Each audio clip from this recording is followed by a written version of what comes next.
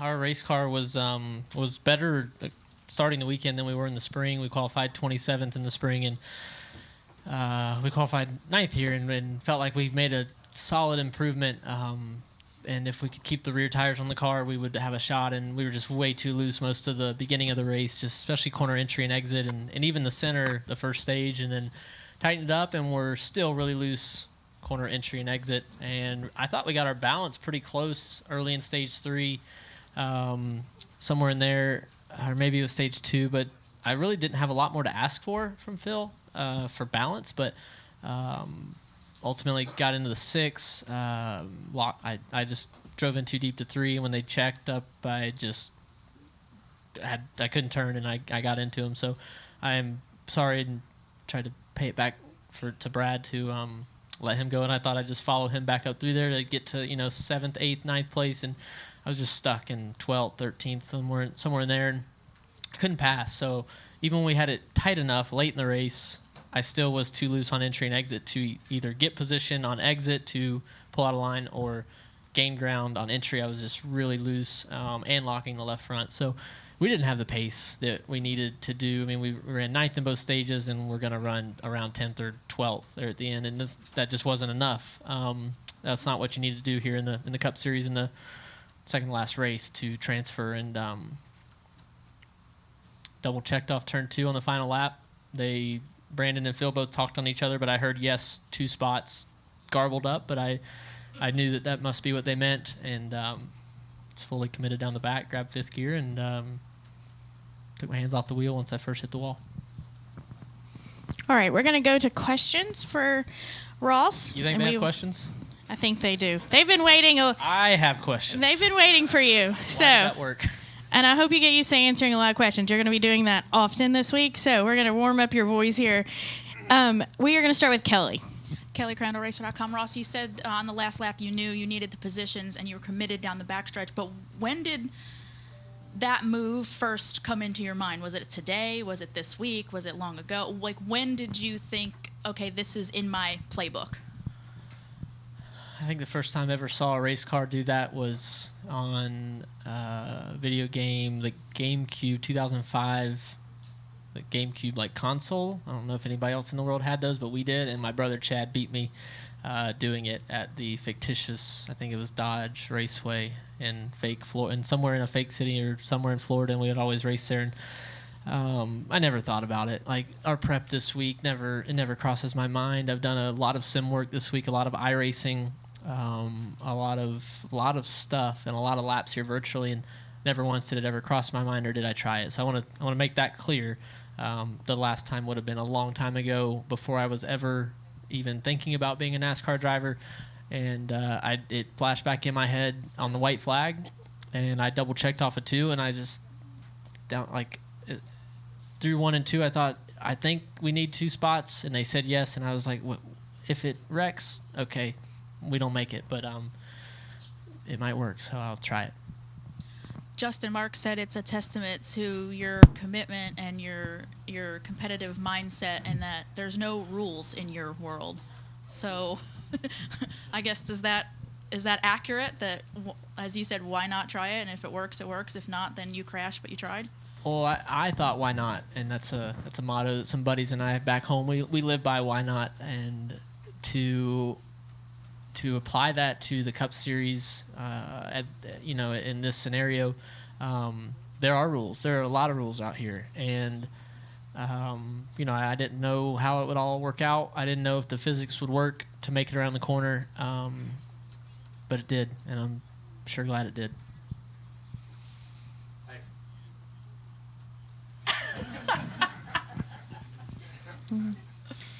All right, we're going to continue with questions. We'll go to Dustin. Dustin Long, NBC Sports. A few things. Ross, can you just take me through what it felt like, and what questions? You said you have questions. What questions do you have after making this move, and just what it felt like that last part to do that?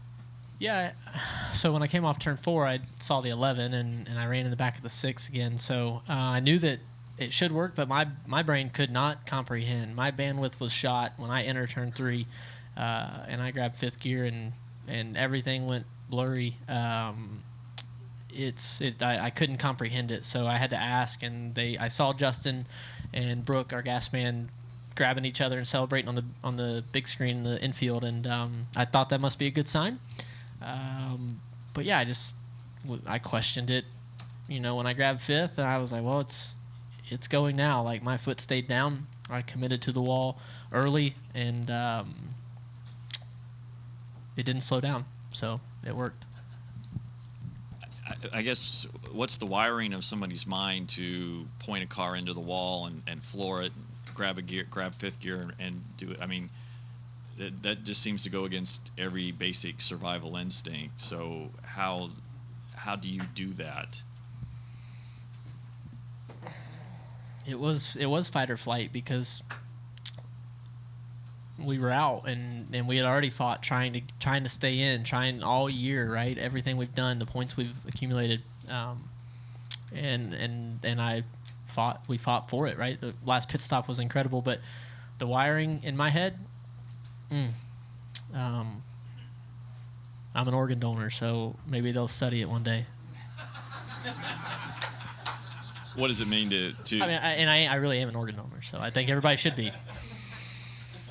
What does it mean to get in with this path that you've taken? And it's unlike a lot of others that have reached this level, but there are certainly a number of drivers that have been at your level that had those dreams of being in this position, and now you've reached it after being probably about as low as you can be in this sport and still being in it.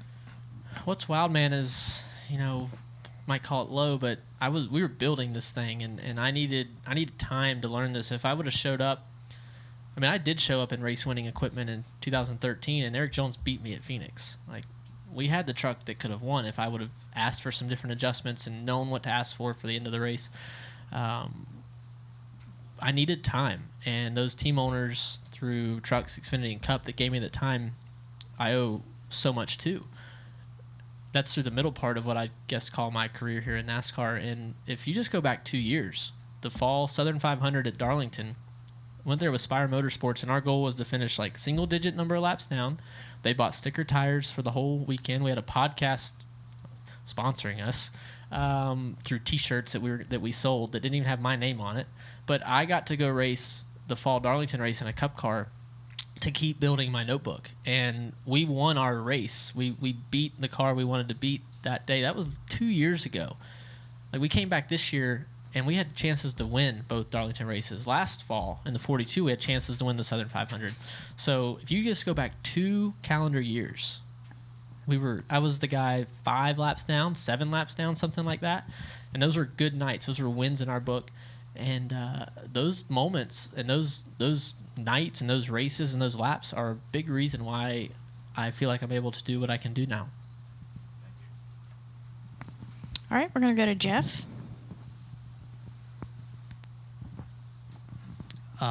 First of all, I'm having a hard time keeping a straight face here. But the other drivers, they thought your move was cool, but now some of them are saying, we need to actually get a policy against this ASAP kind of thing, because this could be possible at Phoenix, this could be possible elsewhere. What are your thoughts on a Chastain rule? Like, do you want the door to be closed behind you after this move, or do you want it to stay open in NASCAR's eyes? That's for our people that we have appointed that the sport has put in those positions to make those decisions. Jeff, I'm just not been around long enough to even have an opinion on it. Look, do I want us all coming to the ends of these races and just flooring it? Like, no, it doesn't. No, that's not what we want. But this is a race and this is a competition, and whether you pass them on the inside or the outside, you pass them on pit road or you pass them against the wall. Like, I don't. Yeah, it's unorthodox, and it wouldn't work almost every other time. And the scenario for it to be worth it to work, like, that car's destroyed. The upper control arm, I think, is broke on the right front. I had no brakes coming across the finish line. Like, that's not something that everybody's going to go do now. But I don't know. I don't know what they should do. I'm sure that I will talk to them this week. I'm sure that we will have lots of conversations about it, and I will give my point of view and my opinion, but I'll let them decide. Right? They know me well, and they know these scenarios well enough now that we've got a good working relationship with the race control and everybody at NASCAR. So I'm ready to talk and ready to help push it forward if we need to. All right, Jordan, go ahead. Jordan Bianchi, The Athletic. One of the things the drivers had mentioned was the safety crossover gate in turn 4 there. Matt Briscoe said that he thought you were going to end up in his lap. Did you see the gate? Did you think you were going to hit the gate and that you were going to clip it or anything? He just thought you were going to be destroyed. Yeah, I did. Halfway through the corner, I saw it, and I had not thought about that. But look, when I started, just a quick story, when I started racing back home in 2005, 6, the front stretch at our 417 Speedway had a 3 steps you could walk from the grandstands and underneath the flag stand to go out on the track. And my dad had raced there 10 years before, and he saw race trucks get wrecked there and rip the suspension off in that hole. It's about 2 or 3 feet wide. And then we were there one night, and we saw a race truck get destroyed and rip the right front suspension off, getting pinched into that hole. So we went up there during the week and welded a gate, and I was there, and we drilled we bolted this piece on, and then we welded a gate, a big heavy-duty steel gate that went with the flow of the race traffic, right, the race cars. And I knew that. It did not go through my mind as I'm bouncing off the wall, though. I did see it when I was in the middle of the corner, but it was too late, and testament to the wall. Whether they change the rule or not, the reality is that you just pulled off one of the moves that's going to probably live on for a long time. Passing the grass, all these different things, right? Have you thought about that at all? Sinking in, did we get the track record? Only in qualifying? Yeah. Well, yeah. It's sinking in, and look, it's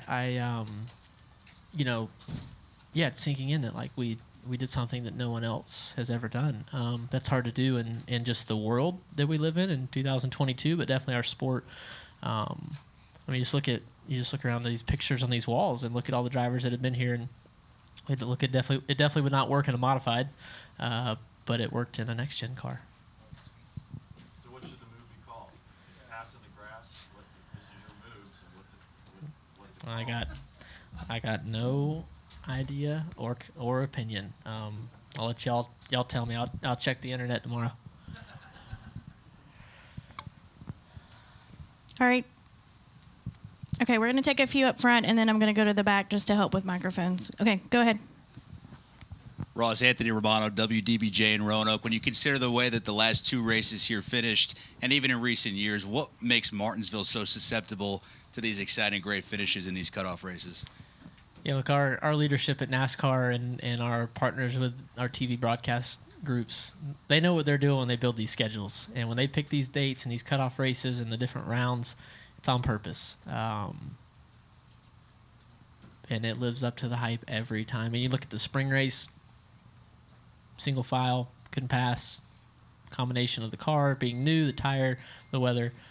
This tire Goodyear brought moved around a lot, fell off a lot more from my car. I did not have the grip, and I was hanging on for 500 laps today.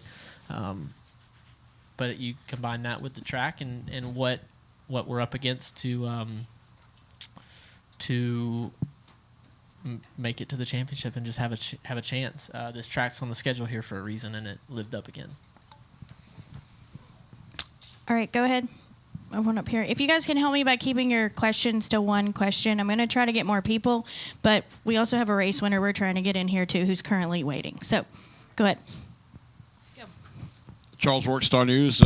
One thing I've heard today is the word circus, that this brings a circus kind of atmosphere to racing. What do you think about that? I think we've been crashing race cars here for I don't know how long this place has been open. Is it 75 years? Or is it, 75 years we've been crashing cars, and I just crashed another car. So that's how I look at it. All right, we're going to go upstairs to the press box, then back downstairs. Go ahead, press box. Bruce Meyer with Speed Sports. If you look at the finish, at least from this viewpoint, it almost looked like a cross between Herbie the Love Bug and Plummer. From your viewpoint, the in-car camera looks pretty spectacular. But you had a really good chance to see the video from up top. Just yes, and yes, you did set the track record according to what we figured out. I have seen a clip on a cell phone of the front-facing streaming camera, and then I saw walking in the media center here on someone's laptop the shot from like above the grandstands where the spotters. It looks like probably where my Brandon McReynolds was standing up there with his jaw wide open. He didn't know what to say, and nobody did. Yeah, I've seen just a quick clip, and I can't believe that I'm the guy driving that Moose car. To be honest, I mean honestly, I can't believe it's me in there. All right, we're going to come back downstairs. We'll go to Seth. Seth Eggert, kickingtires.net. Ross, is this something that would have been possible in the Gen 6 car versus the next gen car? I have no idea. I don't know. I really don't. I don't have a clue.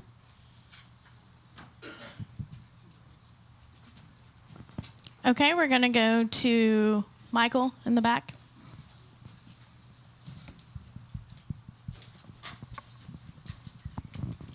Michael Massey, front stretch. Ross, all season, many drivers have said, and many analysts and whatnot have said that you won't make it out the playoffs because you made people mad and all that. But here you are. You made it. Nobody really paid you back or anything. What are your thoughts on that? Well, I will tell on myself a bit. That last pit stop, we beat the 11 off pit road, and I messed up into 3, a lap or 2 into the restart, and locked the left front. I was having issues with that, and wheel hop or like locked my rears and locked the left front, and I was in a bad spot. And he moved me out of the way entry of turn 3, so I returned the favor into 1. He returned the favor. I returned the favor. We body slammed off of 4, and Phil Surgeon keyed up and said to think neutral, and I just couldn't see how me being in front of him that I would finish the race and have even a chance to transfer. So he got back position on me, and I got in line behind him, and I thought we are perfectly capable of running with him, and we only have to be within 3 spots, they were telling me. It's to be 2 to be safe. And he just started passing cars, and he passed one after the other to the other. It was, I mean, he took me to school, and it's something that I'll never forget, that in that moment I had full confidence that I could match him. I needed, 15, 20 laps of that or less, and he passed 5 cars, and I passed 0. I passed 1 later, 2 later, but I was still too many out. And so that's something that I will never forget, the fact that I had full confidence, and he put on a clinic of passing here, getting everything out of his car. His car was not driving great, but he was able to carry it in that moment, and I couldn't do it. So that is something I will work to be better at. I will strive to be a better race car driver in those moments. I could not put my car in position how it needed to make lap time and to pass people, especially. I could kind of make lap time, but I could not pass, and he could. So watching that was painful. And we had just traded blows, back and forth, a couple times, and it was scary. So, everything that I've learned though this year in my career all went into getting us here throughout this entire season, throughout all these playoffs. Like, we are no fluke. This is our arrival, and we have everything we need to compete at this level. Okay, we're going to go to Steven in the back and then up front to Mark. Go ahead, Steven.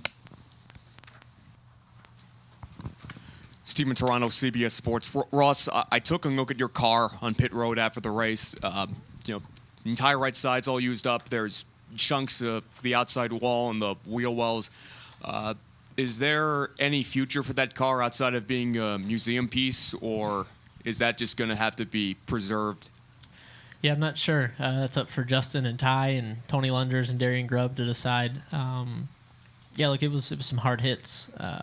It didn't feel great. So the upper control arms, or the control arms might both be broken on the right front. They'll have to take it all apart and measure everything as far as the chassis goes. And we've got a great group with GM and Chevrolet to do that. So the great thing about these cars is that if it's not bent, we can race it next year. It wasn't going to Phoenix either way, so I knew that. But yeah, I'm not sure.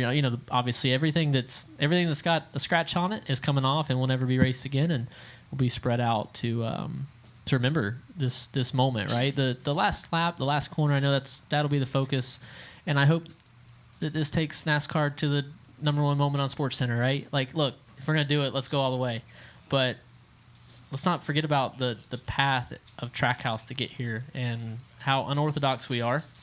How we took a building in a team, and then we brought in another team to build this team as a family. And we've got more buy-in on the shop floor than I've ever witnessed in a race team. And I'm so proud to get to do it with this group. That we'll spread the bits and pieces left from this car out and try to give everybody a little token to remember this night. Bigger than the last lap, just remember the fact that we are putting ourselves in position to just have a shot at a championship, and that's all we ask for. Thanks, Ross. Yep. All right, we're going to come up front to Mark and take our final question. Mark Garrow, PRN, congratulations, making the Final Four.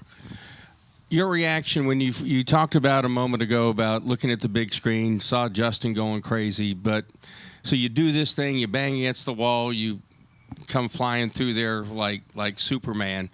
When you finally realized, like, it actually worked, right? So you committed to it. You don't know if it's going to work, but when you finally realized it worked, what was your first gut emotional reaction? Complete mayhem in the car. Phil Surgeon keyed up and said, "You did it. We did it. We're in." And it's wild that my brain, thinking back through those moments of what all happened, and I saw the 11 out my window net across the line, and I was looking at him, and then I felt me hitting something, and I hit the 6. So I knew it, but it did not comprehend. And then I realized, all right, I need to stay up against the wall in turn 1. So all that time, my radio's silent as far as I remember.